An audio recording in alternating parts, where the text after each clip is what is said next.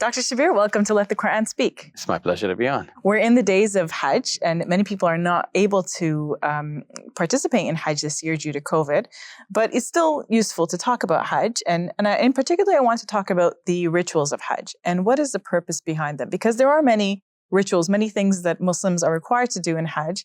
And, you wonder what is the meaning behind it. So maybe you can start by telling us what some of those rituals are. Yeah. Every ritual, every step of the way is packed with meaning and significance. We can't claim to know all of the meaning and significance. To the large extent, we just follow it because that's how it has been prescribed, either by something being directly mentioned in the Quran or something that is known to have been practiced by the Prophet Muhammad, peace be upon him. So we say we hear and we obey. But it's good to know the meaning and significance of things. And the purpose behind it, as much as we can discover that, because that not only fills the rituals with life, but it also helps us to know, like, what's the most important and significant thing, as opposed to some other aspect of the Hajj which may be of lesser importance, and if need be, could be left out without thwarting the overall purpose and the goal and spirit behind the Hajj. Okay, so. Let me start with getting into the Hajj state. That state is referred to as the state of Ihram, which means something like the state of considering things prohibited for yourself. So you're entering into a consecrated state. Let's put it this way. That is symbolized by the clothing that men wear, two pieces of clothing that are not stitched to conform to the human body. So they're usually two broad sheets. One is wrapped around the waist, covering the lower portion of the body. The other one is strewn across the shoulders, covering the upper half. It's usually white. So this is packed with symbolism. The white symbolizes, the purity, and we bury our dead in simple white clothing like this. So one entering into that state has the sense that, we're ready to meet God, just as we would meet God following our eventual funerals.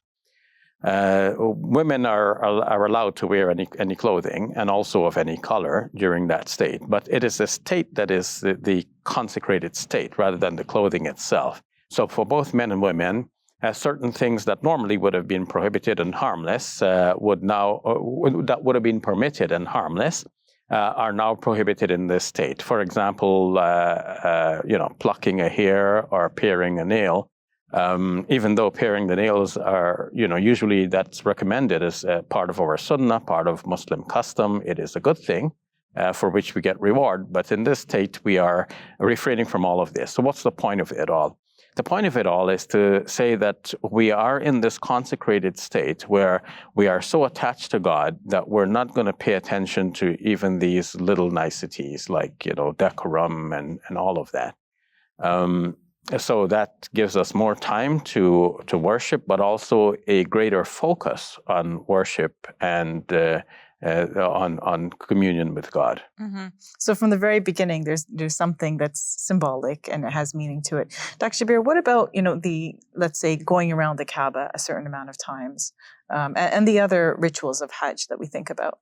Yeah, so the rituals are done in sevens, 7 times around the Kaaba, 7 times back and forth between the two hillocks, Safa and Marwa.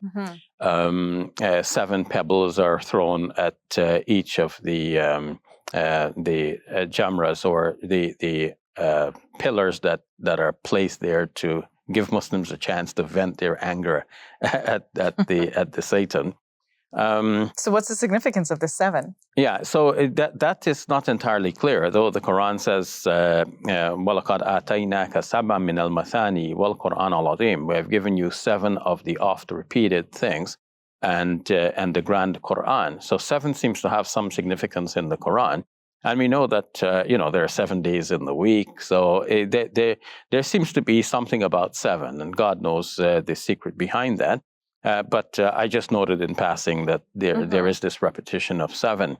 In any case, the circumambulation of the Kaaba, walking around the Kaaba in Muslim theology, is a representation of a mosque which is referred to as Al-Baytul Ma'mur, the house that is much frequented, that is located in paradise. And according to Muslim traditions, there are angels who perform a similar act of worshiping God by circumambulating this house.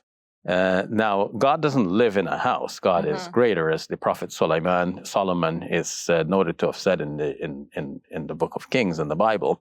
But nonetheless, a structure can help people to focus their attention as something that is closely associated with God. And so this is called the Baytullah, or the house of God.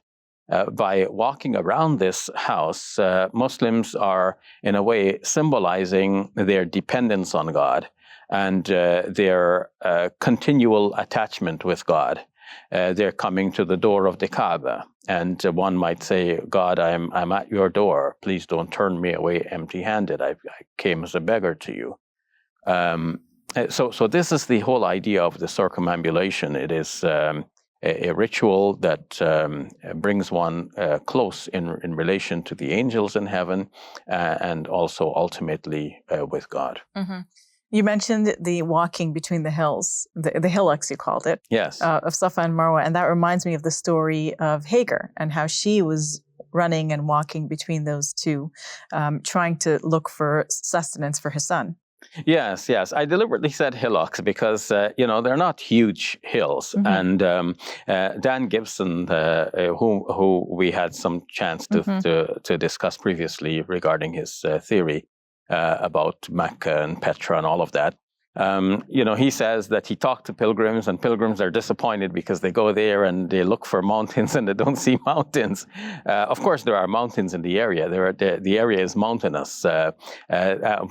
Depending on how you define mountain, right? Because right outside of the Kaaba, there is Jabal Omar, which houses some hotels and shops, and a lot of pilgrims have stayed in Jabal Omar. Your cousins stayed there recently, and we visited them in their hotel.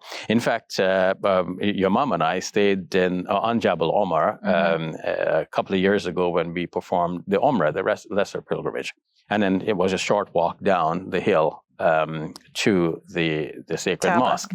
So nonetheless, if pilgrims go there, because we read in the books that, there are these two mountains and you go back and forth between the mountains. So pilgrims might expect like it's a mountain is something you stand at the foot of and you look up and you see it's very tall.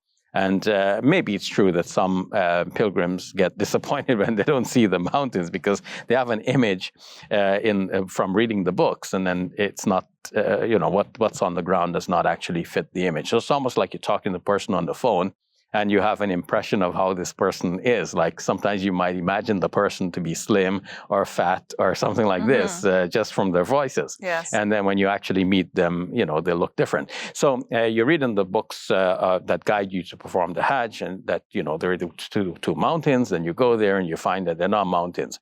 So in any case, they're hillocks. They're small hills.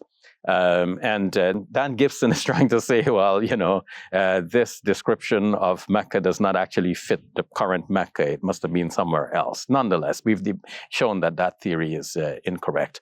In any case, these two hillocks, going back and forth between them, symbolizes the action of the mother of Ishmael.